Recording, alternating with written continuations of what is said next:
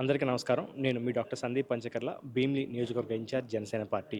ఈరోజు Janasena party 12థ్ formation day జరుపుకోవడం అనేది చరిత్రలో ఎప్పుడూ లేని విధంగా ఈ సభ కోసం ఏర్పాట్లు జరుగుతున్నాయి.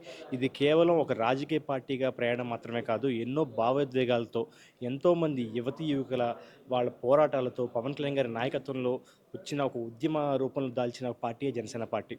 మనకి గడిచిన 10 ఏళ్లుగా కేవలం అసలు ఏమాత్రం రాజకీయ బలం లేకుండా, మనకి అసెంబ్లీలో మన ప్రెజెన్స్ లేకుండా ఎంతో కష్టాలు పడి పవన్ కళ్యాణ్ గారు ఆయన కష్టార్జితంతో, ఎందుకంటే మేము ఆయన్ని చూసేవాళ్ళం, ఎంత కష్టపడి వచ్చేవాళ్ళు.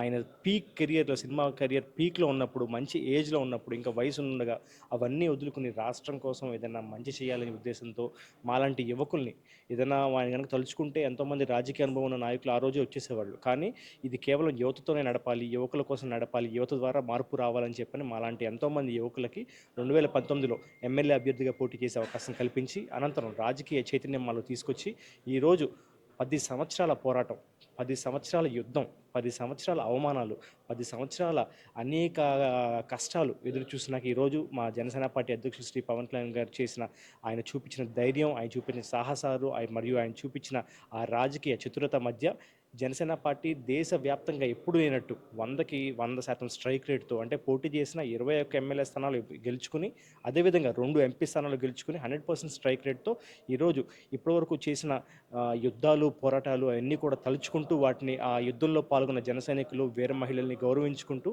ఈసారి 12థ్ ఫార్మేషన్ డేలో సంబరాలు జరుపుకోబోతున్నాం. ఆ సంబరాలు జరగబోయే ప్రాంతం కూడా మీకు పవన్ కళ్యాణ్ గారికి గెలిపించిన పిఠాపురం ప్రాంత ప్రజలకి నమస్కరించుకుంటూ, వాళ్ళకి ధన్యవాదాలు తెలియజేసుకుంటూ పిఠాపురం చిత్రాల్లో జరగబోతుంది.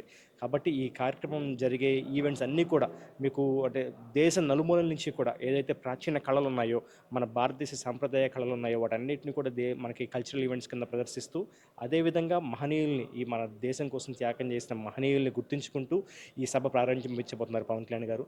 ఈ స్టేజ్ చాలా ఇంపార్టెంట్, ఎందుకంటే కేవలం ఆంధ్రప్రదేశ్ రాష్ట్ర ప్రజలు మాత్రమే కాదు, దేశ ప్రజలందరూ కూడా పవన్ కళ్యాణ్ గారు వైపు చూస్తున్నారు. సనాతన ధర్మాన్ని ఒక రక్షకుడిగా పవన్ కళ్యాణ్ గారు ఈరోజు దేశం మొత్తం కూడా ఆయనకంటూ ఒక మంచి పేరు సంపాదించుకోగలిగారు. కాబట్టి ఈ ప్లాట్‌ఫామ్‌ని కేవలం మన తెలుగు రాష్ట్ర ప్రజలే కాదు, దేశం మొత్తం అందరూ కూడా నలుమూలల నుంచి చూస్తున్నారు ఏముండబోతుందనేది.